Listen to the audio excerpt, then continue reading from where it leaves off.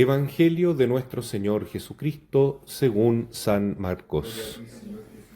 Jesús entró en Cafarnaún y cuando llegó el sábado fue a la sinagoga y comenzó a enseñar. Todos estaban asombrados de su enseñanza, porque les enseñaba como quien tiene autoridad y no como los escribas. Y había en la sinagoga un hombre poseído por un espíritu impuro que comenzó a gritar: ¿Qué quieres de nosotros, Jesús Nazareno? ¿Has venido para acabar con nosotros? Ya sé quién eres, el Santo de Dios. Pero Jesús lo increpó diciendo: Cállate y sal de este hombre. El espíritu impuro lo sacudió violentamente y dando un alarido salió de ese hombre. Todos quedaron asombrados y se preguntaban unos a otros: ¿Qué es esto? Enseña de una manera nueva, llena de autoridad. Da órdenes a los espíritus impuros y éstos le obedecen. Y su fama se extendió rápidamente por todas partes, en toda la región de Galilea.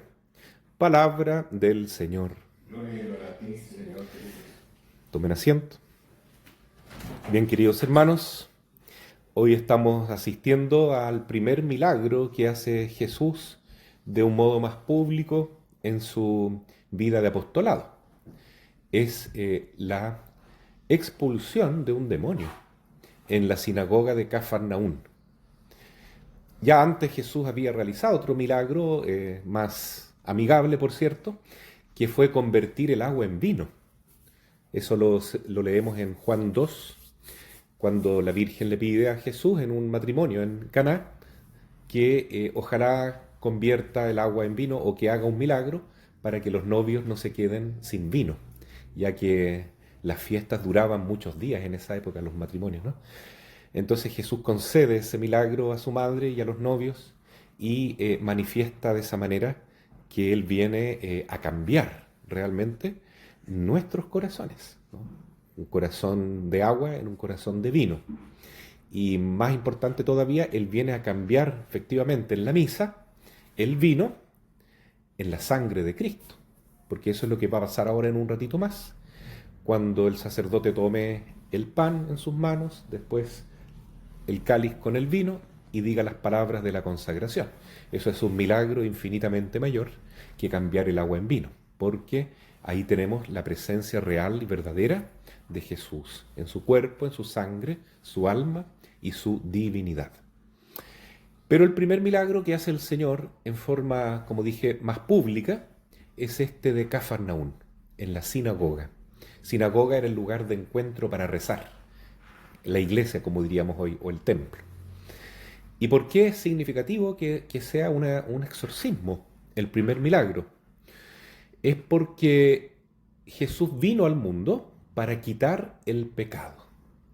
Es así como lo describe Juan Bautista, cuando está en el río Jordán y lo apunta y dice: aquí está el Cordero de Dios, que quita el pecado del mundo.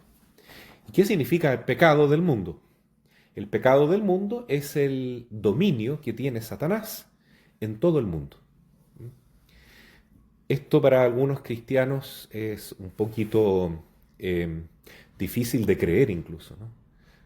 No son pocos los católicos que opinan, incluso algunos teólogos, que el diablo o el demonio, como se dice, ¿no es cierto?, es una figura simbólica, como un cuento, ¿no es cierto?, como para, no para meternos miedo, pero para simbolizar las fuerzas del mal.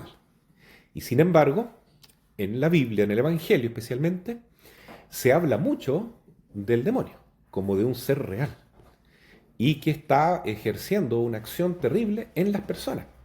Por ejemplo, este poseso que estaba aquí en la sinagoga, o sea, era un judío que visitaba la sinagoga en ese momento, pero aún así, siendo un hombre religioso, tenía dentro de su cuerpo un demonio, un espíritu inmundo, y empezó a gritar cuando vio a Jesús, y le dice: ¿qué quieres de nosotros? Ya sé quién eres, el Santo de Dios. Y Jesús le dice simplemente una palabra: cállate, sal de ese hombre. Y ahí queda liberado. Entonces llama la atención a todo el mundo porque Jesús tiene esa autoridad tan grande, ¿no?, sobre los demonios. Pero, insisto, llama más la atención a nosotros hoy ¿Por qué en el Evangelio se habla tanto del demonio y del espíritu inmundo? Incluso se habla más veces de eso que del cielo. Es decir, Jesús no viene a hablar tanto del cielo, aunque es hacia allá donde nos dirigimos, por supuesto, pero habla mucho también del demonio. ¿Por qué? Porque Él quiere alertarnos a nosotros de que existe una fuerza maligna que nos está haciendo daño, que nos está atando, que no nos permite avanzar hacia la felicidad, hacia el cielo, hacia la salvación, hacia la libertad de los hijos de Dios. Y que el único que nos puede liberar de esa atadura a este príncipe maligno que domina en el mundo es Jesucristo. Eso significa quitar el pecado del mundo. Es sacar la tiranía de Satanás y dejar que el reino de Dios se establezca en nuestros corazones. Es decir, que se haga la voluntad de Dios en nosotros. Qué bonito, ¿no es cierto? Qué bonito, porque esto se había perdido en el paraíso. En el paraíso todo era armonía, todo se hacía de acuerdo al amor y al plan de Dios, pero con la intervención de esa serpiente antigua, todo quedó sometido al desorden, ¿no? Y porque el hombre mismo se rebeló contra Dios, igual que Satanás. Pero Jesús viene entonces a darnos la oportunidad de encontrar la liberación de este mal y a demostrar que Él está por encima de todas esas fuerzas malignas, ¿no?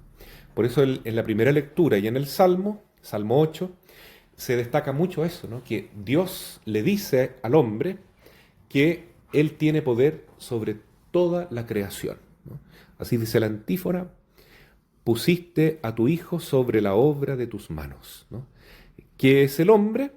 Dice, lo hiciste poco inferior a los ángeles, pero le diste el dominio sobre la obra de tus manos, todo lo pusiste bajo sus pies. ¿Quién es el único hombre que tiene toda la creación bajo sus pies, incluso los ángeles, los buenos y los malos? Jesucristo. Porque nosotros, los demás seres humanos, estábamos antes de la venida de Jesús bajo el sometimiento del diablo. Él nos tenía como un títere, como una marioneta. No podíamos hacer lo que realmente queríamos, ¿no? Como dice San Pablo: ¿por qué hago el mal que no quiero? ¿Por qué no hago el bien que quiero? Es porque estoy atado a las fuerzas del mal. ¿Y quién me puede liberar de eso?